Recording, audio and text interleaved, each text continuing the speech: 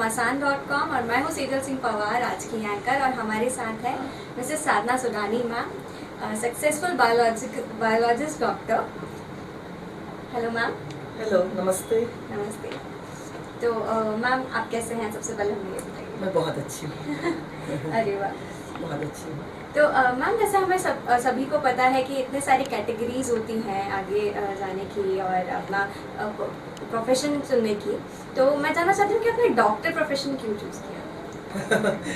तो बहुत ही अच्छा क्वेश्चन है। मैं डॉक्टर बनना चाहती थी कि नहीं, पर मेरे पापा मुझे ज़रूर डॉक्टर बनाना चाहते थे, क्योंकि मैं पचमढ़ी में जन्मी हूँ, जहाँ पर कि बेसिक मेडिकल कोई भी सुविधा नहीं हुआ करती थी और मरीजों को लेकर अभी भी पचमढ़ी से बाहर जाना पड़ता है, कोई छोटी भी प्रॉब्लम हो।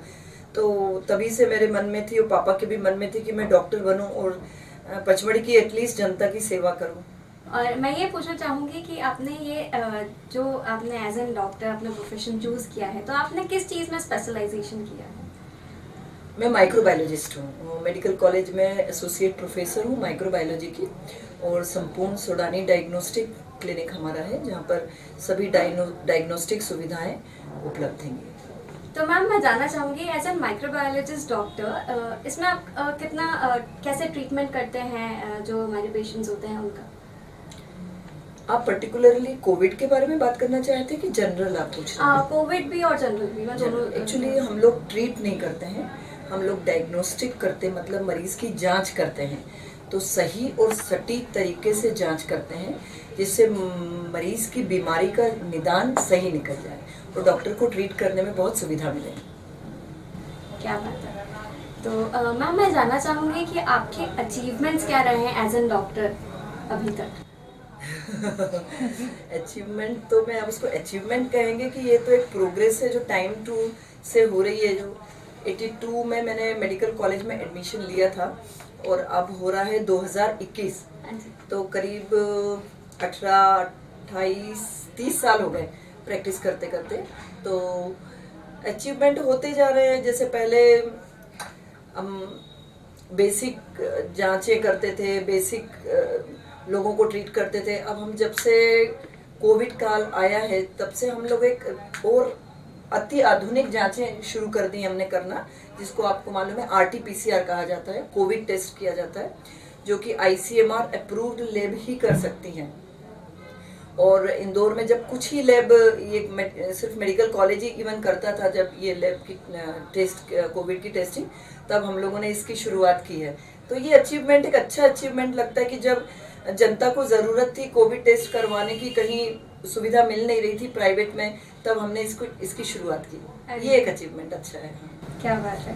तो मैम हम सब जानते हैं कि कोविड में सबसे ज़्यादा वर्क मेडिकल वालों का रहा है, तो आपका कैसा वर्क रहा इन कोविड सिचुएशन?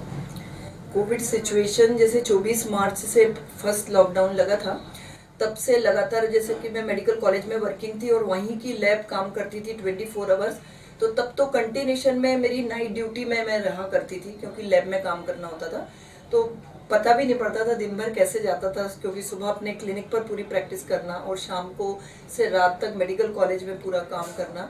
तो अच्छा मज़ा आया, बहुत अच्छा एक्सपीरियंस था। ओके। तो ma'am after Covid medical field में क्या क्या चेंजेस आए?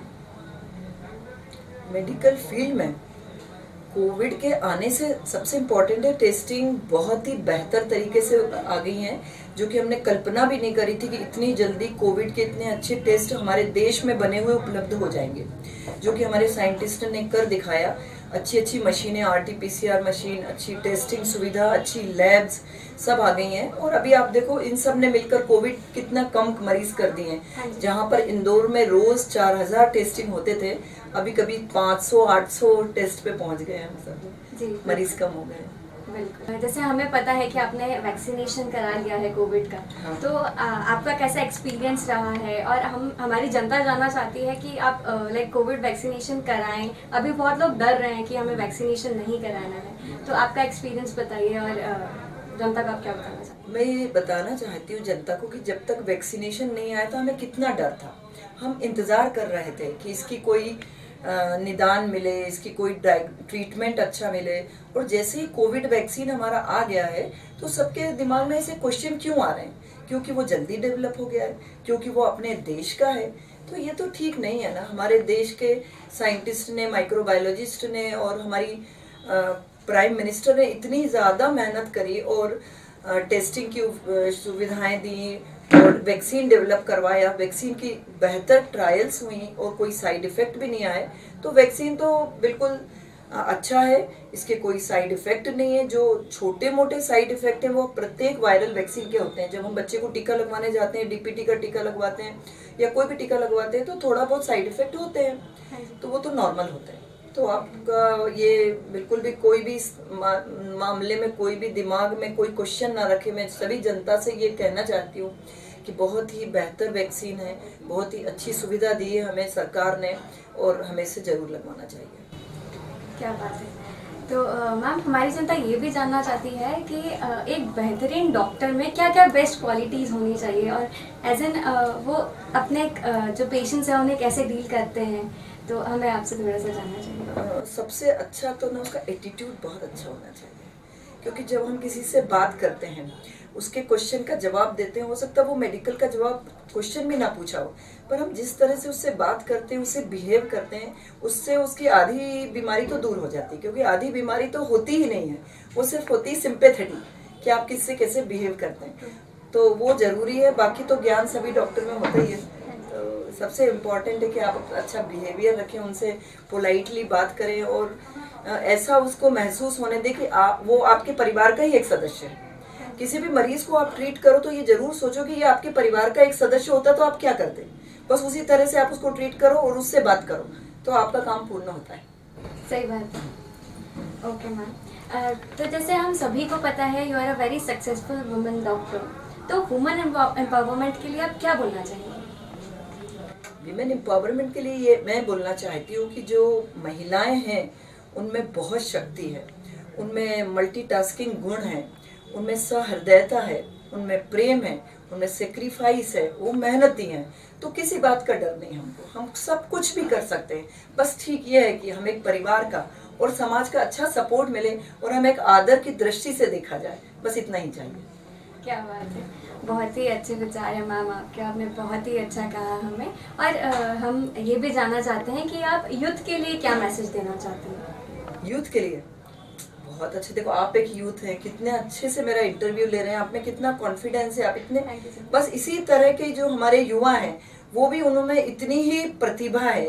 बस उनको भी एक अच्छा मौका मिलता जाए और वो इस तरह से काम करते जाएं, अपने देश के लिए काम करें, बाहर ना जाएं, यहीं रहें और अपनी जो अपॉर्चुनिटी है उसको करें, तो अच्छा रहेगा। तो मैं आपसे ये भी जानना चाहती हूँ कि जो आपकी संपूर्ण डायग्नोस्टिक क्लिनिक है वो मतलब जब से स्टार्ट हुई, आपने ज़ीरो से स्टार्ट किया है और काफ़ी अच्छा सफ़र रहा है, आप शिखर तक पहुँची हैं, तो मैं जानना चाहती हूँ कि आपका इसमें जर्नी कैसी रही है? 1991 में हमने संपूर्ण स्टार्ट किया था, एक छोटे से कमरे से, डॉक्टर सोडानी सोनोग्राफी क्लिनिक करके किया था।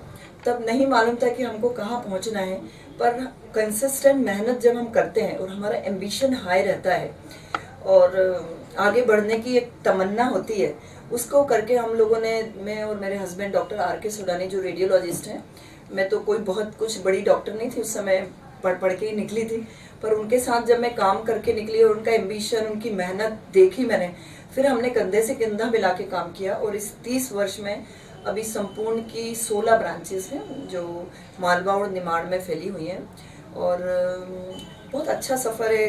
कस्टमर सेटिस्फेक्शन बहुत अच्छा मिलता है। 2 या 3 जनरेशन अब हमारे संपूर्ण में आ गई हैं जो हमें देख रही हैं हमारे सफ़र को और हमसे इंस्पायर हो रही हैं। बड़ी खुशी मिलती है इस बात की। जैसे मैम आपने अपनी जर्नी बताई, तो मैं जानना चाहती हूँ कि कहाँ कहाँ पे आपकी ब्रांचेस हैं और आपके यहाँ कौन कौन से टेस्ट होते हैं और आपकी डायग्नोस्टिक जो भी फॉर्मेलिटीज़ होती हैं वो क्या क्या होती हैं? एक्चुअली जब हमने संपूर्ण नाम रखा था तो क्वेश्चन आया था ये बात कि क्या आप संपूर्ण हैं, क्यों इसको नाम को रखा आपने? तो हमने कहा था कि हम संपूर्ण नहीं हैं पर हम संपूर्ण की तरफ बढ़ रहे हैं और तब से हमने संपूर्णता पाने की कोशिश करी कि एक ही छत के नीचे सारे डायग्नोस्टिक टेस्ट हो जाए तो मरीज को हर बार हर टेस्ट के लिए इधर से उधर नहीं जाना पड़े। तो इसीलिए हमने शुरुआत करी थी और सोनोग्राफी क्लिनिक से शुरुआत करते हुए फिर pathology, microbiology, other test, CT scan, MRI, mammography, BMD, मतलब मुझे लगता है कि हम पेट स्कैन के अलावा हमारी संपूर्ण शाखा में सभी टेस्ट करते हैं। तो पेशेंट कंफर्टेबली यहाँ आ सकता है सभी टेस्ट करवाने के लिए।